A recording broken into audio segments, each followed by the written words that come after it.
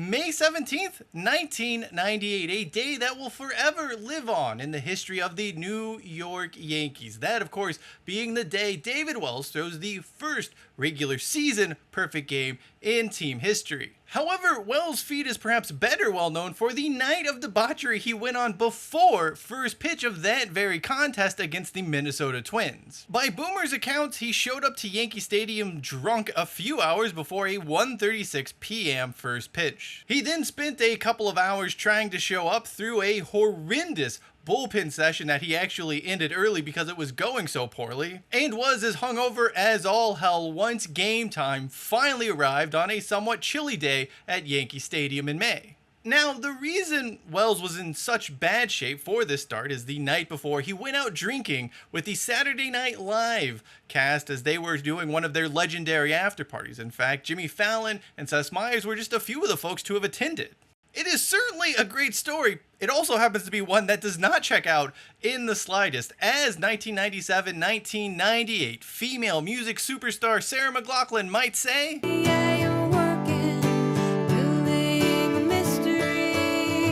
during that 23rd season of Saturday Night Live, which did wrap up in May of 1998, well, Sarah McLachlan was a musical guest. Minnesota Twins outfielder Marty Cordova, who would play a key part in Wells' perfect game, also made a cameo on SNL during that 23rd season. But as I began to look into the perfect game of David Wells, including that legendary night out, well, quite a few inconsistencies started appearing in this story, namely everything that led up to the perfect game being pitched. Here's the big problem. Wells could not have attended the Saturday Night Live after party for the 23rd season on May 16th or 17th, depending on how you want to round out the day, because there was no after party taking place. For the record, David Duchovny hosted that season finale with musical guests Puff Daddy and Jimmy Page. Yeah, I forgot that pairing was a thing too. Anyway, Wells has since doubled down on this story about the SNL night out before his perfect game a bunch of times now. Here he is on the Rich Eisen show.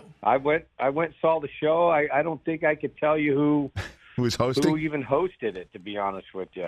I just, it's one of those things. If I didn't drink that night, I probably would have remembered. That claim is odd, but it actually gets more peculiar than that. Several times, Wells has stated at that after party were Jimmy Fallon and, in some interviews, he's even said Seth Meyers. Two folks, by the way, who were not part of the cast in the 23rd season. All I know is it was like 5:30 in the morning, and Jimmy Fallon and I were like, who's leaving first? By the way, here is Wells telling the same story to the Pinstripe Pod in 2021. I'm going to go to Saturday Night Live, and I was just going to the show, and then I wasn't going to go to the after party, and Marcy Klein kept telling me, you always go. I said, not tonight. I got to pitch tomorrow. So I ended up going, and one thing led to another, and about 5:30 in the morning, I come strolling in, just snookered. Eventually, I stumbled upon a complex article going over the oral history of David Wells' perfect game, and in it, Saturday Night Live producer Klein says something along the lines of, I don't remember what happened that night, but Wells was around and we were drinking. In fact, this key part of the story is pretty much glossed over in the rest of that article, by the way. It's almost as if there is an active effort to hide the truth. Eventually, I found a Reddit article debunking Wells' claims about the party being out, all of that stuff in a nice Reddit article. I will link to that and the Complex magazine article in the video description below. A huge question, though, still remains to this day. What the hell was David Wells doing the night and morning before his perfect game? So I do not drink, never have, never will, and that means I am all-time designated driver / people herder. Let me tell you, I have heard similar tales from my friends who recounted something when they were totally plastered that was far different than what actually happened. And I, of course, know what happened because I was there very much sober. While I may not know the exact details of what Wells was doing before his perfect game, I can kind of ballpark it for you. We know he was getting shit-faced somewhere in the city, that's a given. We also know he was not at any sort of Saturday Night Live after party because that was not taking place on the night of May 16th, morning of May 17th. It would have been impossible for him to be at something that did not exist. I'd hazard a guess and say Wells watched an SNL rerun while pre-gaming, ran into someone he thought looked like Colin Quinn, and called that poor guy Colin Quinn for like an hour while out on the town. Walked by FAO Schwartz at some point during the night, saw a stuffed monkey that reminded him of Mr. Peepers, and eventually made his way back home very trashed a few hours before his start. That night out, or some form of it, has transformed into the story Wells tells about his perfect game that lives on to this day. In reality, though, anything could have happened, it's just not what Wells claims happened. Now that we know Wells' story about the night before his perfect game is bunk, pretty funny, pretty incredible, but not true, I wanted to go back and review the game itself. Maybe there's something here that can be discovered or that gives us an insight into Wells on this very start. Was he really drunk? Was he hungover? What is going on here? Let's jump into it and let's take a look at David Wells' perfect game. To start with, we are at Yankee Stadium and it is Beanie Baby Day. Early on, we get a shot of Wells warming up on the mound, and honestly, he doesn't look all that bad. He looks no worse than David Wells in any other start during his career. Okay, so we need to talk about the Minnesota Twins here for a second, at least the 1998 vintage of the team. It is not very good. You have a 41-year-old Paul Molitor and his bum shoulder slapping around singles. SNL alum Marty Cordova is batting cleanup for the team, at least on this day. And then you have some guy named John Shave at third base. It's certainly a far cry from the days of Kirby Puckett and Frank Viola. The game begins and we get an early spotlight on Chuck Knobloch, who one game before this committed 2 throwing errors. The announcers try to compliment the Yankees' strategy of doing nothing with Knobloch, just ignoring these issues, hoping that they will go away. And the Yankees are really trying to downplay his throwing problems, and that is probably the best way to handle it. If they draw too much attention to it, it'll probably get worse. Matt Lawton takes high for a ball. I don't think that's going to work out how you think that's going to work out. Oh yeah, that's your first pitch, by the way. Matt Lawton flies out to left field, and 1 out of the 27 is in the books. Molitor comes up, swings at the first pitch, grounds out, and that is the end of the top of the first inning. LaTroy Hawkins is your starter for the Minnesota Twins on this occasion. We get an odd fact from the MSG announcers that is something I both don't care about, and I will also never forget. Well, he was all-state in high school in basketball and baseball. In fact, he played against the big dog, Glenn Robinson, in high school. And Hawkins' bid for a no-hitter is broken up early on with this single from Derek Jeter. The shortstop then promptly steals second with Paul O'Neill not even bothering to hide what the plan is here. That does not matter as Hawkins would get both O'Neill and Tino Martinez out too in the first. Marty Cordova looking exceptionally tanned for a man who spent the past week playing in a dome and lives in Minnesota. Knowing baseball in the late 1990s and Cordova's own history with tanning beds, I'm sure it's all natural. Ron Coomer steps up to the plate and he has absolutely destroyed Wells over the years. He gets pretty close to keeping this ball in play, although it ultimately does track foul, and then Wells strikes him out. After getting Alex Ochoa to pop up to end the top of the second inning, Wells goes back to the dugout and cleans his shoe as he was wont to do during his career. Billy Crystal in the house at Yankee Stadium, but without George Muresan in tow, who really cares? Marty Cordova perhaps dreaming of tanning beds or a second cameo on Saturday Night Live just lays this line drive from Bernie Williams, who would leg it out for a double. Don Zimmer in the dugout just making some memes a few decades before that even becomes a thing. We eventually get a shot of Wells in the dugout, and yeah, he does look a bit hungover here. There's certainly that glint in the eye of a man clearly regretting some of his decisions from the night before. After a passed ball earlier in the inning got Williams to third, a wild pitch brings him home on the 7th pitch of this Jorge Posada at-bat that was still at a 1-2 count. Yankees take the lead 1-0 and Posada grounds out on the very next pitch. Wells with a Rookie of the Year-esque breaking ball that baffles Shave leading off the 3rd inning. He goes on to strike out the side in the 3rd and is now perfect after 9 batters. Hawkins retires the Yankees in order in the bottom of the 3rd with a bit of help from this fairly dubious strike 3 call on Derek Jeter. Home plate umpire Tim McCullen's strike zone here, at least on that outer half of the plate to right-handers, is absolutely preposterous throughout the entire game. We're at the start of the 4th inning. Welcome back to the stadium. Another good solid start for David Wells. Perfect through 3. Speaking of perfect, welcome. A minimal fuss inning for Wells means he is now unscathed through 4. After starting the bottom half of the inning, easily getting the first 2 outs, Hawkins serves up an absolute meatball to Bernie Williams, who homers it. The next batter is Darryl Strawberry, who flies out, and we end 4 innings with the Yankees up 2-0. Time for a legendary Yankees tradition on MSG. It's an MSG tradition. The 5th inning brought to you in part by Hoover. Oh, yes, the time-honored tradition of corporate sponsorship. Also, what's up with the 3rd trimester level pregnant pause here? This is an ad read. There's no need to create such a high level of suspense with that pause, especially when the logo's already on the screen. I am not particularly sure where in the strike zone this ball reaches, but Wells takes it. Wells with his 7th K of the game, but this one requires Posada to throw down the first for confirmation. Ochoa grounds out the second to end the 5th inning and keep the perfect game intact. However, there is something very important I would like to point out on this play. Look at Jorge Posada sprinting down the first base line, knowing Knobloch is throwing this baseball.